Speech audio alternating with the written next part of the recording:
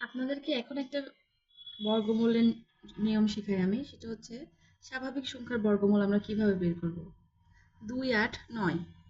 তাইলে আমাদের বর্গমূল বের করার সময় স্বাভাবিক সংখ্যার ক্ষেত্রে প্রথমে হাতের ডান দিক থেকে জোড়া বাঁধতে হবে। তাইলে 9 আর 8 মিলে একটা জোড়া হলো, আর 2 কোনো জোড়া নাই।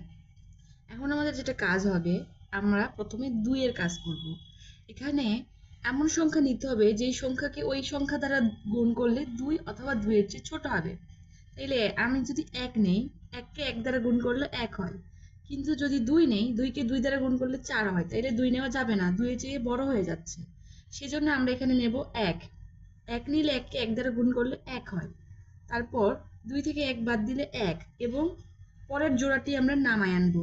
তাহলে পরের জোড়া হচ্ছে 8, 9, এটা নামিয়ে আনলাম। এখন যেটা কাজ হচ্ছে, এখানে যে সংখ্যাটা হয়েছে 1, এটা ডবল সংখ্যা এখানে নিতে হবে। 1 এর ডবল 2।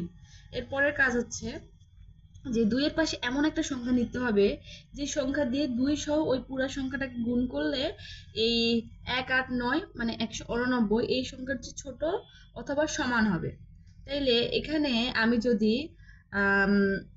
7 নেই, তাহলে এই 7, এখানে একটা 7 যাবে। 7 দিয়ে আমি এই 27 কে যদি গুণ করি, 7 7 49 এর 9, হাতে থেকে 4, 7 দুগুণ 14 আর হাতের 4 18।